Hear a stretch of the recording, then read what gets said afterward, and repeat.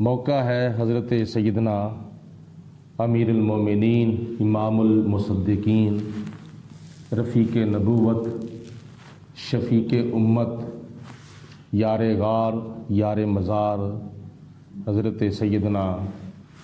ابو بکر صدیق رضی اللہ تعالی عنہ کے وصال کا، چونکہ آج ماہ جمادی الثانی کی 23 تاریخ تھی اور کل 22 تاریخ تھی۔ کل گزشتہ آپ کے وصال کا دن تھا، تو آپ کی باتوں میں سے ایک بات سماعت فرمائیں، پہلے اللہ کا قرآن، اس کے بعد حضرت سیدنا صدیق اکبر کی زبان۔ قرآن پاک میں اللہ تعالیٰ نے ارشاد فرمایا ہے، محمد الرسول اللہ صلی اللہ علیہ وسلم، حضرت سیدنا محمد مصطفیٰ صلی اللہ علیہ وسلم اللہ کے رسول ہیں۔ والذین معہ، اور آپ کے جو ساتھ والے ہیں، اشداء علی الکفار، وہ کافروں پر بڑے سخت ہیں۔ یہ جو بچے کھیلتے ہیں ان کو باہر بھیج دو اٹھا کے، چلو چھوڑا اس کو باہر۔ رحماء بینہم، اور وہ آپس میں بڑے نرم دل ہیں۔ تراہم رکعا سجدا، تم دیکھو گے کہ وہ رکوع بھی کرتے ہیں اور سجدہ بھی کرتے ہیں۔ سیماہم فی وجوہہم من آثار السجود، اور ان کے چہروں کے اوپر سجدوں کے نشان نظر آتے ہیں۔ اس آیت مبارکہ میں 5 بزرگ ہستیاں ہیں جن کا اللہ پاک نے ذکر کیا ہے۔ سب سے پہلے حضور نبی کریم علیہ الصلوۃ والسلام کی رسالت کا بیان ہے، اس کے بعد حضرت سیدنا ابو بکر صدیق کی رفاقت کا بیان ہے، اس کے بعد حضرت سیدنا عمر فاروق کی عدالت کا بیان ہے، اس کے بعد حضرت سیدنا عثمان غنی کی سخاوت کا بیان ہے، اس کے بعد حضرت سیدنا علی المرتضیٰ کی عبادت کا ذکر کیا گیا ہے۔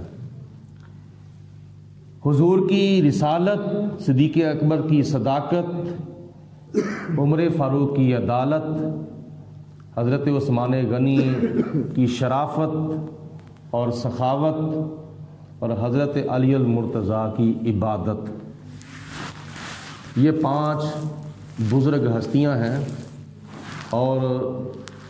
پوری کائنات میں اللہ کے بعد نبی کریم صلی اللہ علیہ وسلم افضل و اعلیٰ ہے، اور حضور علیہ الصلوۃ والسلام کے بعد حضور کی امت میں سب سے بہتر افضل و اعلیٰ صحابہ کرام کی جماعت ہے، اور صحابہ کرام میں سے بیعت رضوان والے صحابہ کرام افضل ہیں، جنہوں نے حضرت عثمان غنی رضی اللہ تعالی عنہ کے بدلے کے لیے درخت کے نیچے بیعت کی تھی حضور علیہ الصلوۃ والسلام کی، ان کو بیعت رضوان والے صحابہ کہا جاتا ہے، اور ان میں سے شہدائے بدر اور مجاہدین بدر جنہوں نے غزوہ بدر کے اندر شرکت کی، وہ افضل و اعلیٰ ہیں، اور ان میں سے 10 مبشرہ جن کو دنیا کے اندر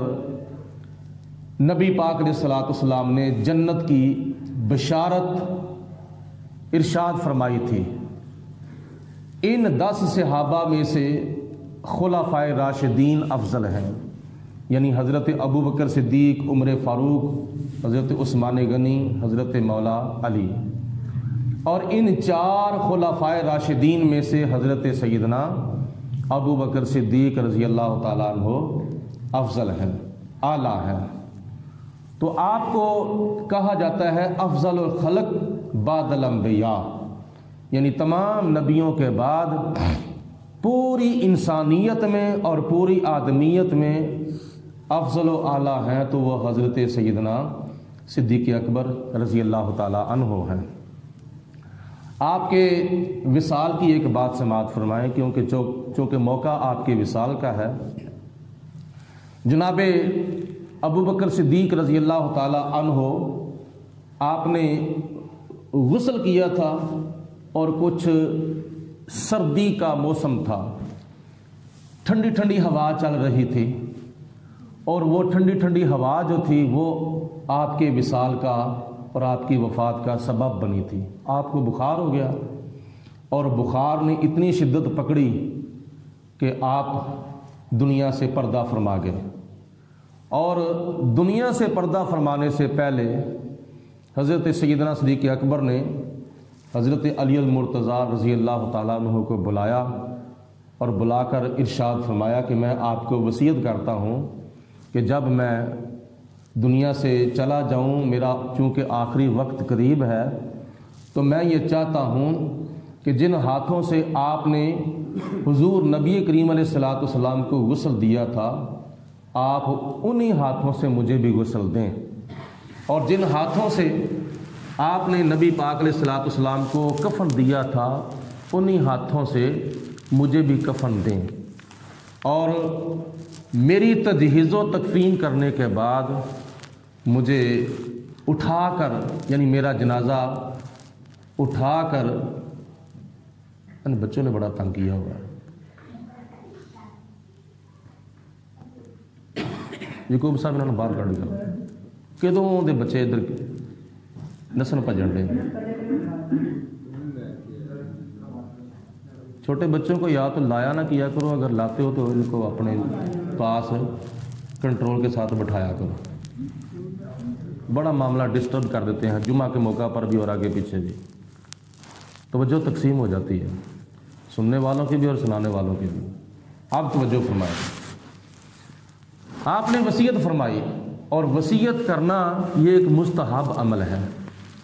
جب قرآن مجید فرقان حمید کے چوتھے پارے کے اندر ایک صورت شروع ہوتی ہے جس کا نام ہے صورت نساء، صورت نساء کے اندر چونکہ خواتین کے حقوق کے کئی مسائل بیان کیے گئے ہیں، اور باندیوں کے حقوق، غلاموں کے حقوق بیان کیے گئے ہیں، اور انہی میں سے ایک پوائنٹ ہے حقوق العباد کا مجموعی طور پر۔ تو حقوق العباد میں سے ایک بڑا اہم حق ہے حق وراثت۔ سورۃ نساء کی آیت نمبر 11 اور آیت نمبر 12، دو آیات بینات کے اندر تمام ورثاء کے حصے اللہ پاک کی ذات بابرکات نے بیان فرمائے ہیں کہ کس کا کتنا حصہ بنتا ہے، کس کا کتنا حصہ بنتا ہے، وہ تفصیل بڑی لمبی ہے۔ ان دونوں آیتوں کو آیات وراثت کہا جاتا ہے۔ جب یہ دو آیتیں نازل نہیں ہوئی تھیں تو ان دونوں آیتوں کے نزول سے پہلے وصیت کرنا فرض تھا، ہر ایک کے اوپر وصیت کرنا فرض تھا کہ مرنے سے پہلے پہلے وصیت کر جائیں، کیونکہ جس کام کے بارے میں حکم دیا جائے اور اس کام کا تعلق زندگی کے ساتھ ہو تو اس کو نصیحت کہتے ہیں، اور جس کام کا تعلق مرنے کے بعد ہو اس کو وصیت کہتے ہیں۔ تو وصیت کرنا فرض تھا آیات وراثت نازل ہونے سے پہلے۔ تو جب آیات وراثت نازل ہو گئیں تو اس کے بعد وصیت کی فرضیت جو تھی وہ منسوخ ہو گئی۔ اس کے بعد جو وصیت کرے گا وہ ایک مستحب عمل کرے گا، جیسا کہ قرآن پاک کے پہلے سپارے میں حضرت سیدنا یعقوب علیہ الصلوۃ والسلام نے اور حضرت ابراہیم علیہ الصلوۃ والسلام نے وصیت کی تھی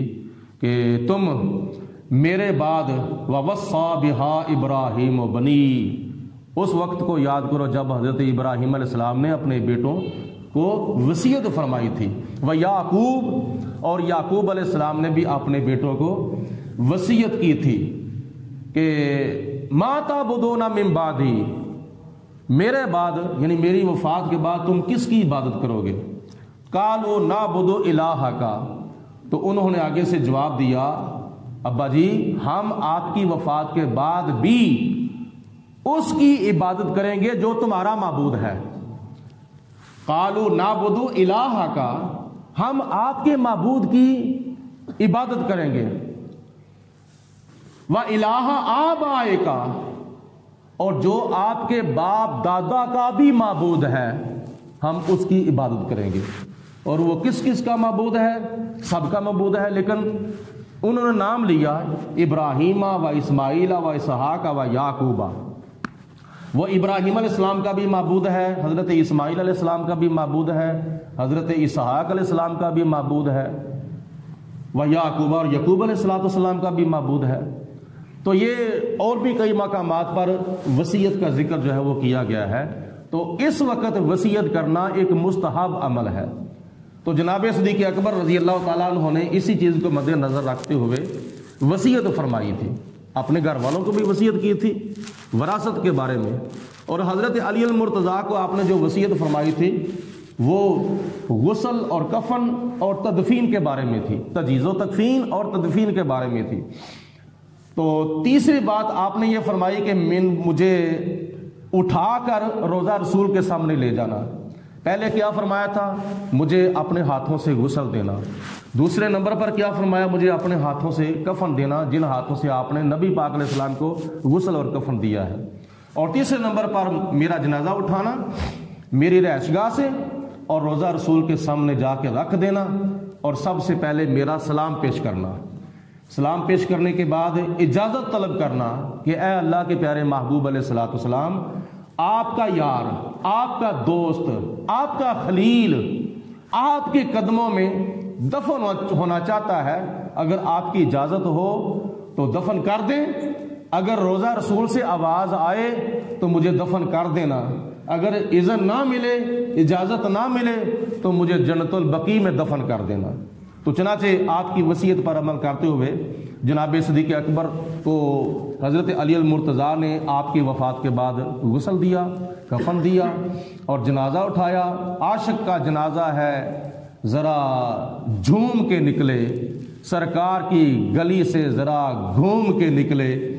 یہ جنازہ اٹھایا اور اٹھا کر جب روضہ رسول کے سامنے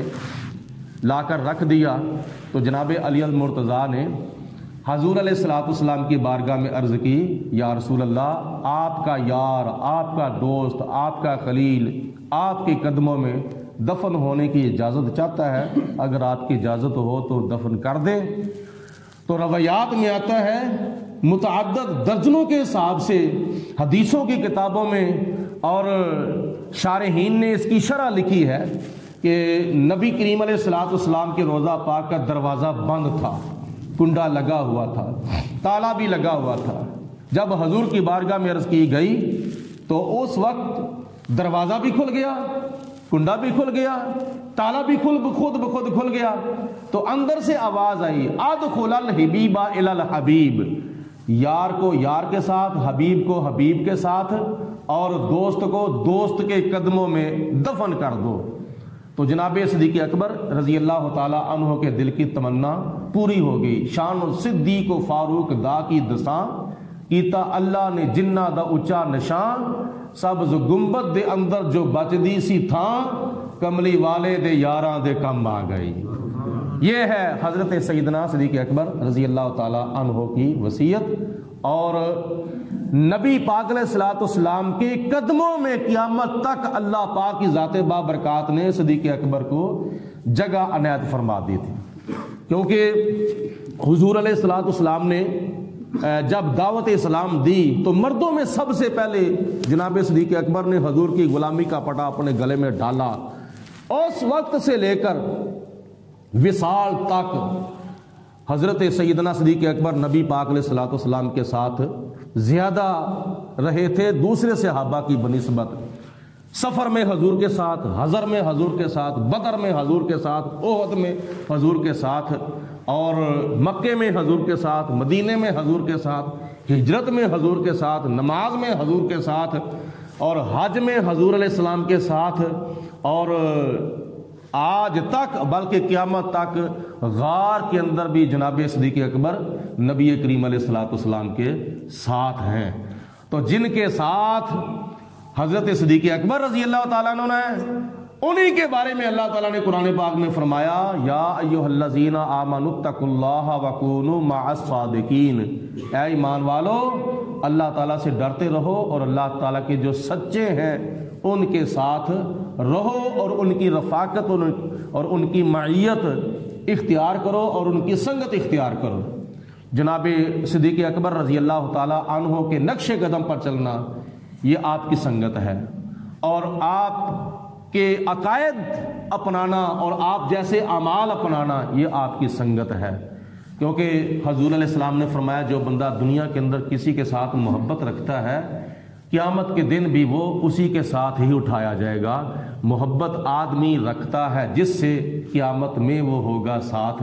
اس کے، تو کتنی خوش بختی ہے نیک لوگوں کی جن کا سنگ ہے تو نیک، جن کا ساتھ ہے تو نیک۔ تو برائی کی بری صحبت سے بچنا چاہیے۔ حضرت شیخ سعدی رحمۃ اللہ تعالی علیہ فرماتے ہیں صحبت تالے ترا تالے کند، صحبت سالے ترا سالے کند، بروں کی صحبت تمہیں برا بنا دے گی اور اچھوں کی صحبت، نیکوں کی صحبت تمہیں نیک بنا دے گی۔ تو نیک محفلیں اٹینڈ کرنی چاہیے اور نیک صحبت اختیار کرنی چاہیے، نیک سنگ اور نیک معیت اور نیک رفاقت اختیار کرنی چاہیے۔ اللہ پاک کی ذات بابرکات ہم سب کو نبی کریم علیہ الصلوۃ والسلام کے وسیلہ جلیلہ سے نیک اعمال کرنے کی اور نیک اعمال پر استقامت اختیار کرنے کی توفیق عطا فرمائے، اور مرتے دم اللہ تعالی ہم سب کو کلمہ پڑھنا نصیب فرمائے۔ یہ 2-4 دنوں کی، 2-4 ہفتوں کی، 2-4 مہینوں کی، 2-4 سالوں کی یہ عارضی طور پر جو زندگی ہے، اللہ پاک اس زندگی کو ہمیں اسلام کے ساتھ گزارنے کی توفیق دے، اور جب آخری وقت آئے تو اللہ تعالی ہمارا خاتمہ بالخیر اور خاتمہ بالایمان فرمائے۔ آمین ثم آمین، وآخر دعوانا ان الحمدللہ رب العالمین۔ تمام حضرات اپنے اپنے فوت شدہ مسلمان بہن بھائیوں کی اور بزرگوں کی روح کو اصالہ ثواب کرنے کی نیت سے ایک مرتبہ سورۃ فاتحہ اور 3 دفعہ کل شریف ثواب پڑھ کے ثواب میری ملک کر دیں، تاکہ تمام فوت شدگان کی ارواح کو اصالہ ثواب کیا جائے۔ جتنے بھی ہمارے محلہ دار فوت ہو چکے ہیں، بالخصوص جتنے بھی اس مسجد کے نمازی فوت ہو چکے ہیں، اللہ پاک ان کی بخشش فرمائے۔ بسم اللہ الرحمن الرحیم، الحمد للہ رب العالمین الرحمن الرحیم مالک یوم الدین، ایاک نعبد و ایاک نستعین، اہدنا الصراط المستقیم صراط الذین انعمت علیہم غیر المغضوب علیہم ولا الضالین۔ بسم اللہ الرحمن الرحیم، قل هو اللہ احد لم یکن لہ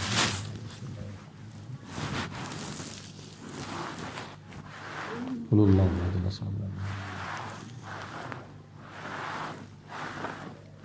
جتنے بھی ہمارے احباب چھوٹے بڑے بزرگ نوجوان بیٹھے ہیں،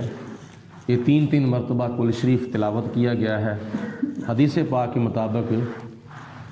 اتنے ہی ختمات قرآن پاک کا ثواب اللہ تعالیٰ عطا فرماتا ہے۔ یعنی اگر 3 مرتبہ سورۃ فاتحہ سورۃ اخلاص پڑھی جاتی ہے تو 1 قرآن کا ثواب، 6 مرتبہ پڑھی جاتی ہے تو 2 قرآن کا ثواب، 9 مرتبہ پڑھی جاتی ہے تو 3 قرآن کا ثواب، اور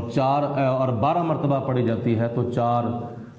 ختمات قرآن کا ثواب بھی ملتا ہے۔ تو جتنے احباب بیٹھے ہیں، اللہ تعالیٰ کے پیارے حبیب علیہ الصلوۃ والسلام کی حدیث پاک کے مطابق اتنے ختمات قرآن کا ثواب ہے۔ اللہ پاک قبول و منظور فرمائے۔ اللہم صلی علی سیدنا و مولانا محمد معدن الجود والکرم و آلہ و صحابہ و بارک وسلم۔ ربنا آتنا فی الدنیا حسنۃ وفی الآخرۃ حسنۃ وقنا عذاب النار۔ ربنا اغفر لی ولوالدی وللمؤمنین یوم یقوم الحساب، واعف عنا واغفر لنا وارحمنا انت مولانا فانصرنا علی القوم الکافرین۔ یا پروردگار عالم، جو آیات بینات تلاوت کی گئی ہیں، یا اللہ پاک صورت حجرات کی آیت مبارکہ پڑھی گئی، اس کے ضمن میں صحابہ کرام کا ذکر خیر کیا گیا، بالخصوص حضرت سیدنا ابو بکر صدیق رضی اللہ تعالی عنہ کا ذکر خیر کیا گیا، آپ کے وصال باکمال کی مناسبت سے، اور اس کے علاوہ صورت فاتحہ تلاوت کی گئی اور تمام احباب نے 3 مرتبہ صورت اخلاص پڑھی ہے۔ یہ سارا کلمہ کلام اور یہ فکری باتیں جو بیان کی گئی ہیں، اصلاحی باتیں جو بیان کی گئی ہیں، ان کا ثواب، سامعین کے سننے کا ثواب، یا اللہ پاک یہ ساری محفل جمعرات شریف کا ثواب